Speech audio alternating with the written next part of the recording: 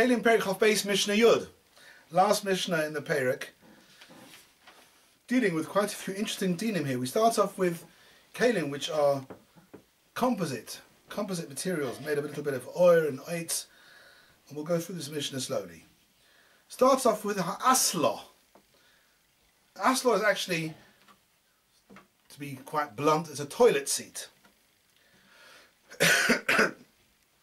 The way it's constructed, the bottom bit is made out of metal. It's got 4 legs and a frame. On top of the frame is draped a piece of leather for sitting on. And of course the leather has a hole in the middle. So, as it is, the whole construction together, of course, says the Mishnah, is Tamei Midras for Tamei Mace. Of course it's Tamei Midras because it's made for sitting on. And it's Mekabel Tumas Mace, which means it's Mekabel Tumas Maga from a sheretz and a mace, which of course anything which is Mekabel Tumas Midras is automatically Mekabel Tumas Mace. That's easy. The Chiddush of the Mishnah is Pirsha. You separate them. So the leather is separate, the leather with a hole in the middle, and the frame, the metal frame on which one normally drapes the leather, is now separate, says the Mishnah. Ha'oir Tomei Medris.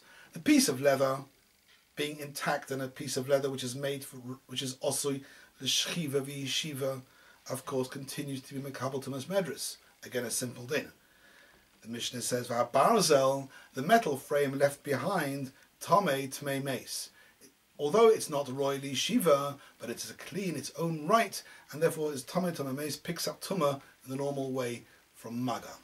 And the Mefarshim ask on this, surely the barzel, the metal frame underneath, just serves the purpose. Its tachlis is to serve the piece of leather. Once you split it, what's left? It's either still available for sitting or it's useless. And what is it? What's special about this metal frame that's still called a kli? That's tomei mace. And there's different pshatim given in the Mefarshim. The simple one is that this metal frame at the bottom is not actually specifically only there for the toilet.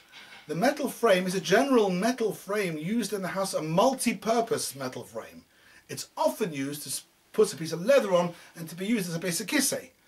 But because it's got other functions apart from the basic kissei, it's got a metal frame which is used for various things. Maybe to put things on, to put pots on, or other boxes on. Therefore the metal frame by itself remains a kli matchus and is mekabel tumas mace. And the Mishnah is now contrasting this with the next case, which is a similar construction. Hatraskel shechipuyoy shel oir. Traskel again is a metal frame. This is some sort of folding chair on which you drape a piece of leather, you open it up, and then you put the leather on top and you can sit on it. Of course, when it's together, tomei medras for tomei mace. That's simple. However, Pirisha, here we see the contrast.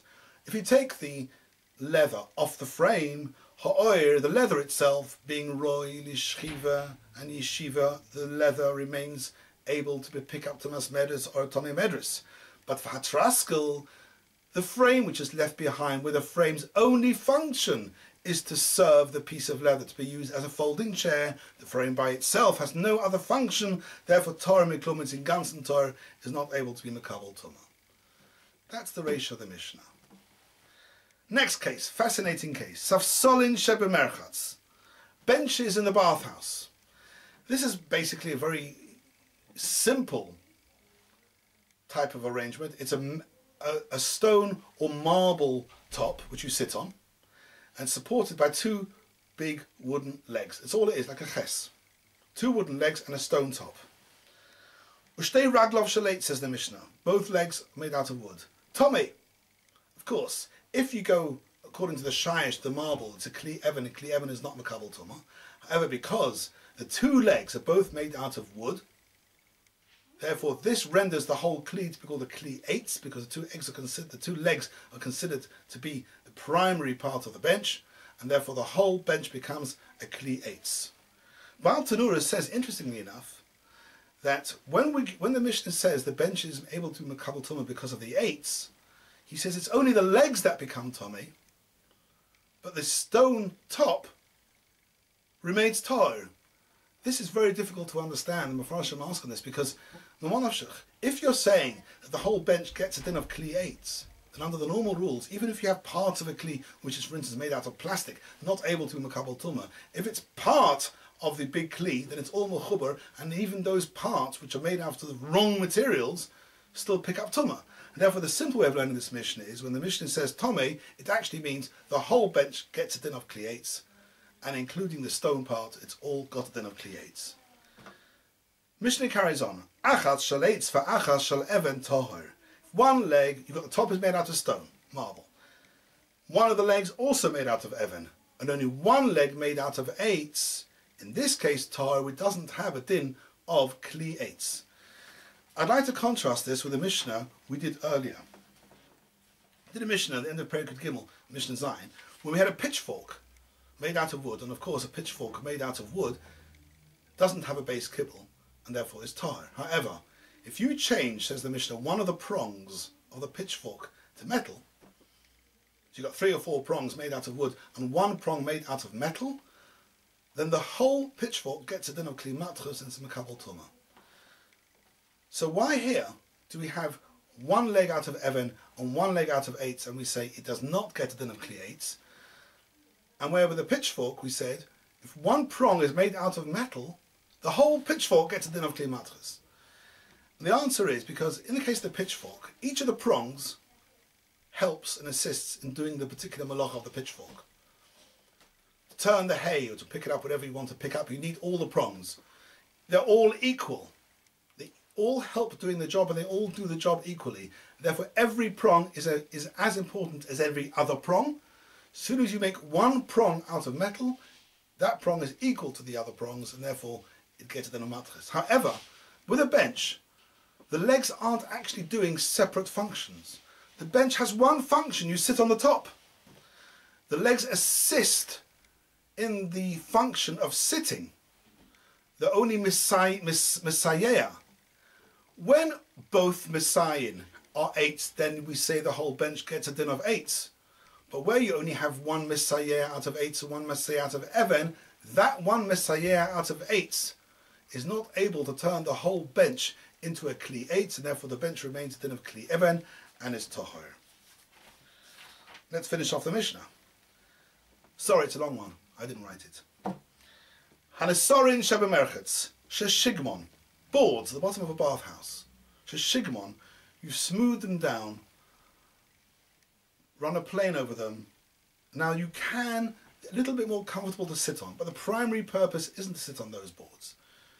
Says the Mishnah, Rabbi Kiva Matame, he says, at the end of the day, you can sit on the boards, you have smoothed them down, and this is in a way we've had before, similar to the Shittah of Rabbi Kiva and earlier Mishnais, who makes it actually very easy to be Mekabel Tumas Medras.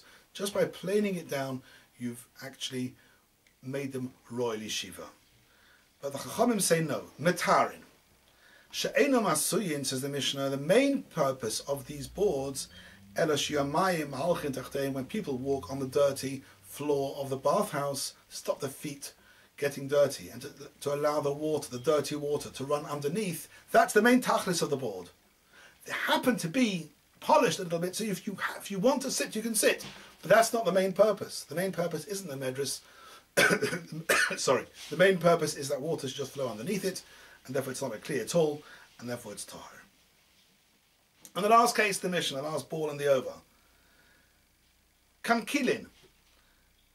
A kelen is, in those days, after they used to launder the clothes, they used to try and make them smell nice. They used to smoke incense and have besomim, and they used to drape the garment over a lattice work of reeds and wood.